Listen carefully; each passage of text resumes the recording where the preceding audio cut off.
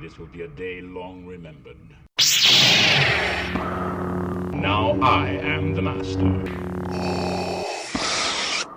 Welcome to another episode of Legends and Theories. And welcome to my review of Suicide Squad Kill the Justice League. And for the future, obviously for the present it is obvious, but for people watching it in the future, I want to know that I am only reviewing right now what is in the base game at launch. Season 1 currently has not released, and we do not know the ultimate end of the game. So I'll probably have a second review of everything that launched after the game released in about a year, but I don't want to wait a year to be able to review this game. So I am only looking at what I've experienced so far in the base game. And I'm going to be a little more controversial, but I overall enjoyed it. Yes, this game has problems, and those problems are pretty big, but ultimately, I did enjoy my time with it. And besides the big thing, which I think everyone is like universally hating, which I am on board with because it was not a good idea. It's definitely something I didn't like, and I do have criticisms, but as I said, overall, I did enjoy this. So let's go and take a look at what I didn't enjoy first, because I try to get that done quickly. I think basically, like, anyone who ever talks about, like, superhero content ever has already talked about what happened with Batman. So let's go straight into that. And yeah, I, like everyone, really hated how Batman's ultimate fate was handled. Although I do have a theory that that is not actually how it's going to end for him. You can check out the video that I released yesterday from the time of releasing this.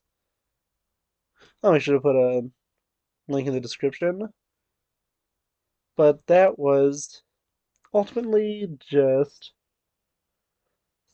something I didn't like. They did the Batman Ultimate boss fight in just such a stupid way.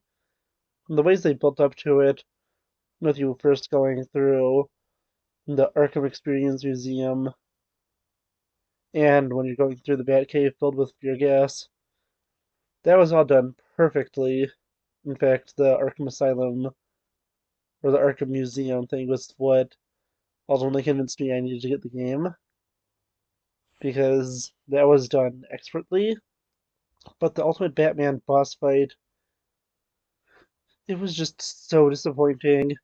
It is honestly so disappointing that, under the assumption I actually do have enough time to record it, I should be having a video out tomorrow about how I would completely fix this boss fight.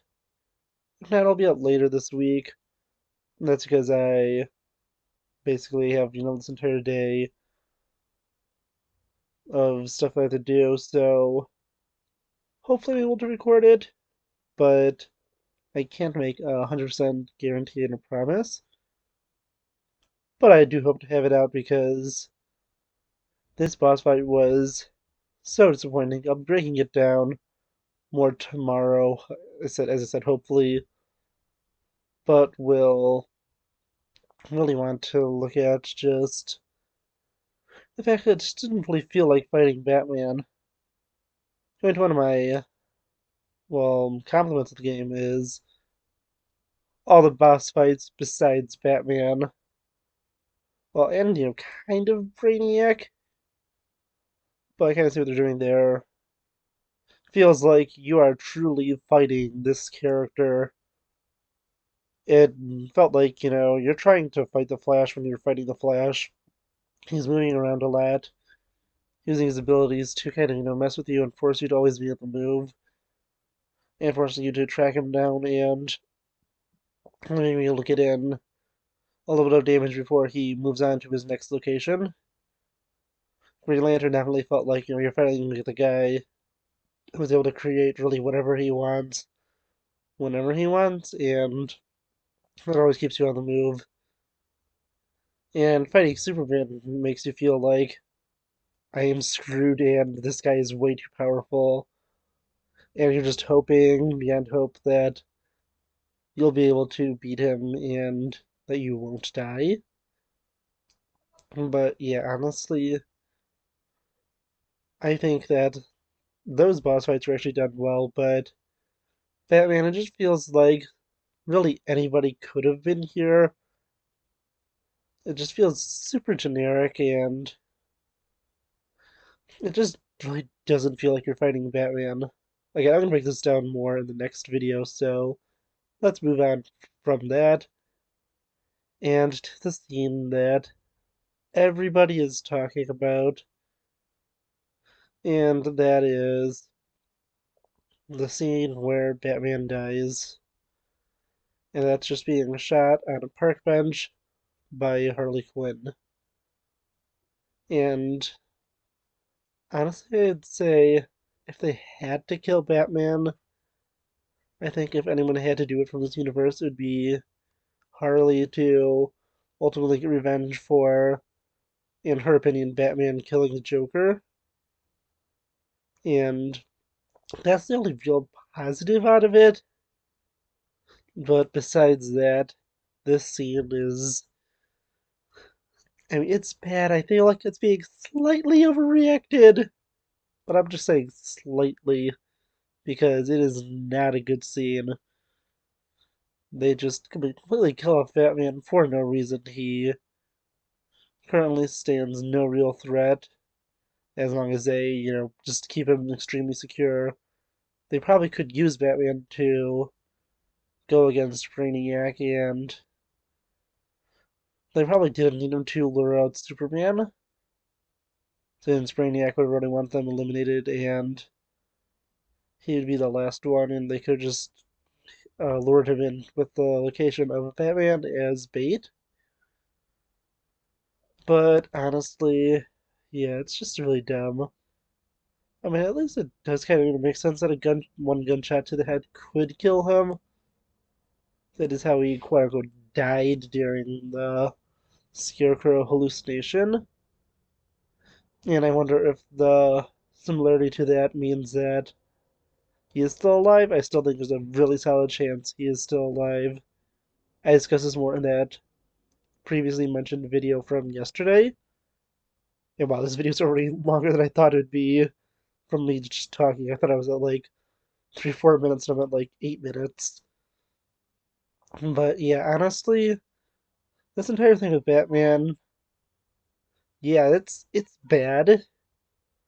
But really, if I'm looking beyond that, I really enjoyed my time with this game. There are, some other more minor complaints I have if we take a look at just the members of the Justice League, especially Superman. I feel like we could have had a little more time with them and a little more time to kind of contemplate their deaths. But it feels more like, you kill them and just something really big happens after. And it goes from, you kind of killing the Flash, and before there's too much time to react to it, you are attacked by Green Lantern and sent to Earth 2. And when you're playing the game initially, especially if you don't know about the multiversal stuff, Earth 2 until kind of the end just feels like kind of a pointless thing tossed in. And that was one of my complaints of the game until I got to the reveal that the multiverse was going to be a bigger part of the story. That did, kind of solve the problem for me because it just felt like they wanted to initially just kill off Lex Luthor and just find a way to also bring him back. And it felt like, it was just more for a shock value thing. And they were going to do nothing else with the multiverse. But since they are making the multiverse a big part of it, and that they're using that to bring back the Joker, which I'm glad that they're not bringing back the specific version of Joker from Arkham because he should be dead since we seen his body have been cremated. So, he's dead, and there is no way to bring him back.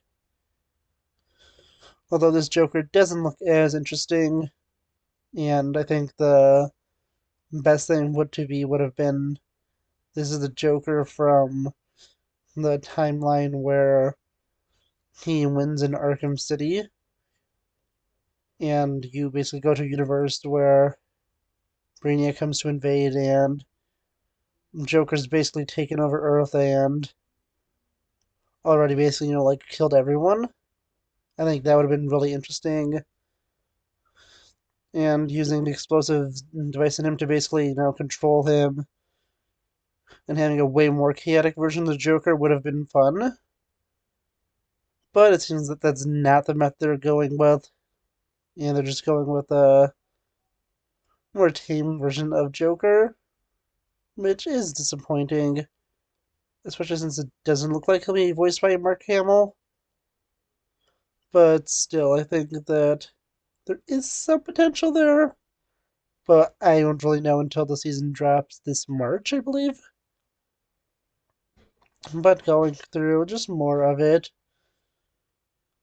I think there's a moment of if I didn't know that they'll be releasing this over seasons, that I was just like, I don't really have the time right now to go after like 12 Brainiacs, and I am glad for that part at least to be able to do that over time, because I just feel like if you had to go kill 13 Brainiacs and let's just say it takes like 2 to 3 hours to go after each, this game's going to take, a pretty long time to, complete, and I think it will be interesting to see in the end.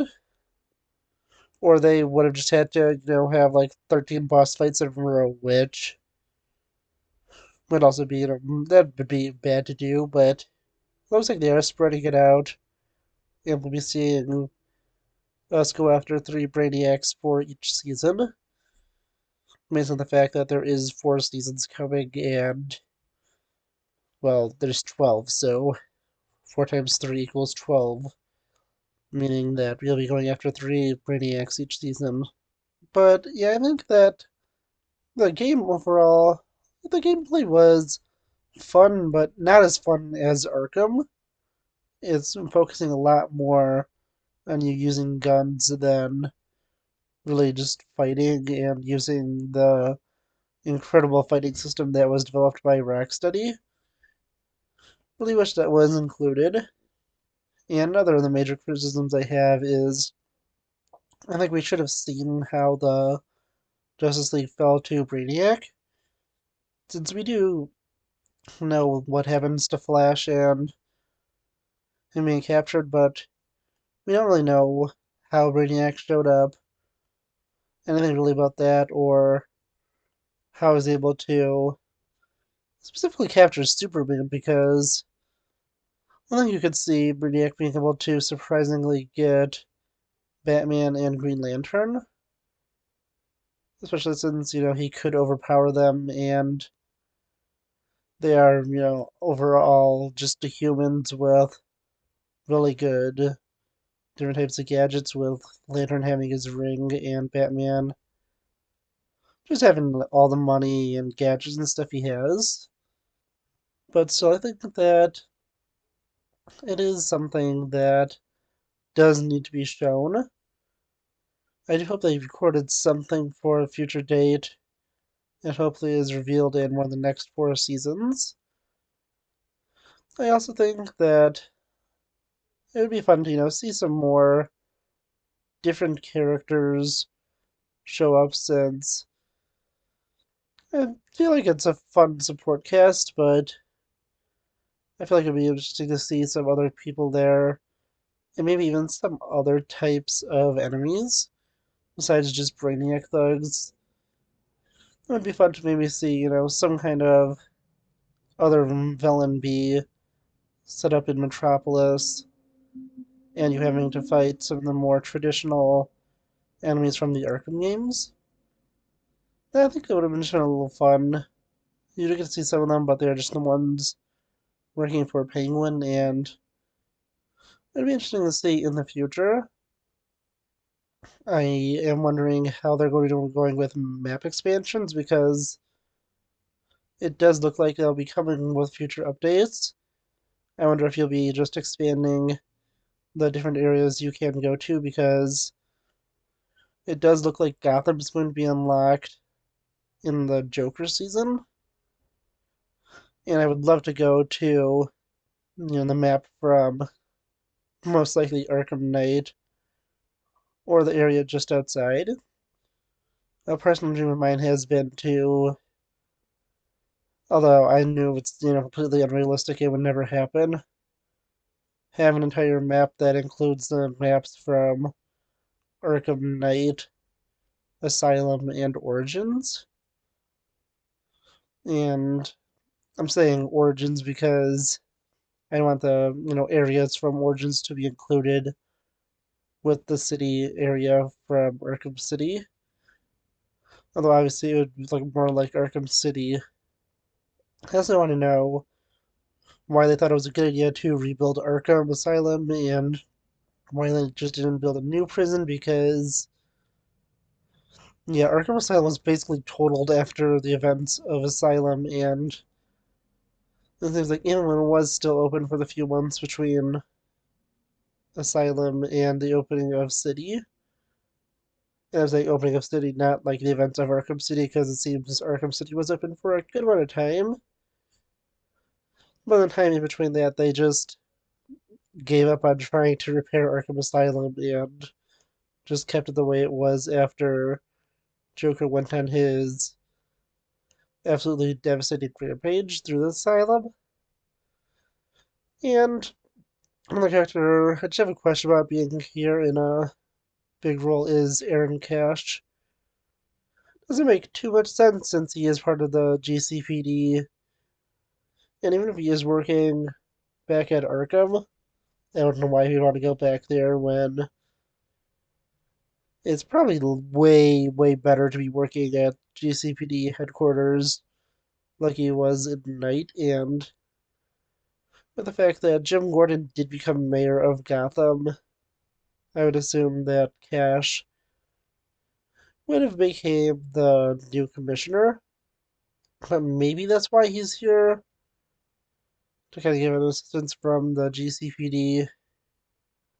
But it just seems like he just returned to being an Arkham security guard, and he just had really bad luck at basically every version of Arkham to exist, whether it's Asylum, City, or just anything else that he has to do related to Arkham, where the only game he doesn't get kidnapped and us being forced to save him from some kind of elaborate death trap is when he's working at the GCPD at night. Well, you do have to kind of save him from an entire army coming, but he isn't specifically in some kind of crazy death trap, so it's better than him being captured by Riddler and or Joker. But yeah, honestly, really besides the controversial Batman stuff and just, kind of want to take a little more explanation or in-depth look at some characters. As I said, I really enjoyed the game. The gameplay, as I said, it was fun enough. It was not the greatest, and it looks like I'm one of the only people who doesn't enjoy Captain Boomerang as much. But still, I just mean in terms of gameplay because the character was fun, and I was trying to split between characters pretty evenly, but I just didn't enjoy Boomerang as much. And towards the end, as you saw through my streams, I kind of mained Deadshot since he was my best one, and I was fighting through some of the hardest enemies, so I just wanted the character I was the most comfortable with and had the most upgrades material spent on to be able to get him to play through the end of it. But yeah, ultimately I had a lot of fun and I thought it was overall enjoyable. Definitely not as good as any of the Arkham games, with I don't know, maybe the exception of Origins Blackgate. But I haven't played that game in a while. I've only played it once, so I would need to kind of go back and think on that and play it again.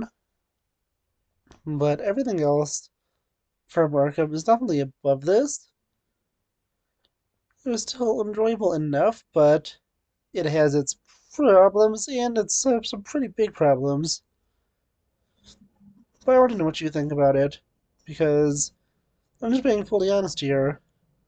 I know a lot of people hate this game. A lot of people are saying that it's like the death of Rocksteady. I feel like it's being a little overdramatic, but I want to honestly know what you think. Do you think that this game has too many problems? Or do you enjoy it overall besides some stuff? Because I don't think I've seen anyone justify the Batman stuff. I don't justify the Batman stuff. That is a really big problem and has to be the biggest problem.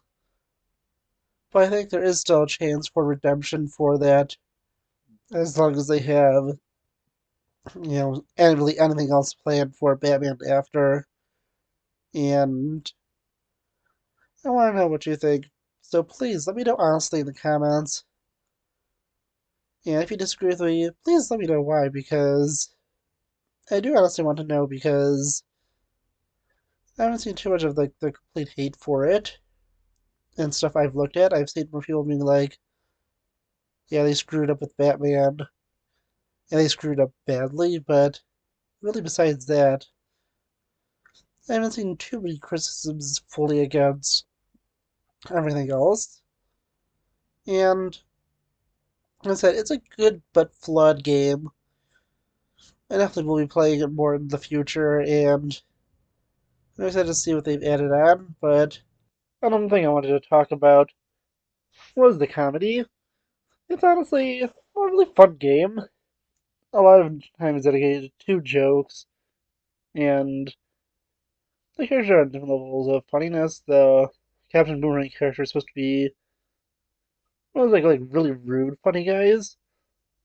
I think there are comments he's making that is kind of like setting off the internet also, but I think that with the character they did develop, it does make sense, and it worked with that character. I didn't really have any problems with what Captain Boomerang was saying during it.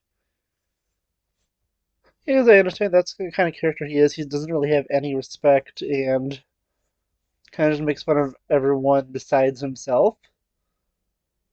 Since he has, a very high opinion of himself and thinks he's kind of the greatest.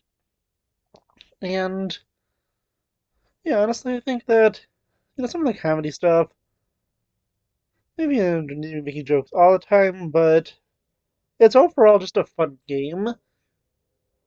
And just looking at really everything overall, I overall enjoyed it. And again, I am fully admitting this game is extremely flawed. It probably does need, some other stuff to be added in. It would have been a lot better if they just gave us a lot more time with some of these characters, seeing them be evil, and maybe having a little better ultimate death scenes for them. Besides Wonder Woman, Wonder Woman was handled extremely well with her death scene. But yeah, honestly, that's really all I have to say about it.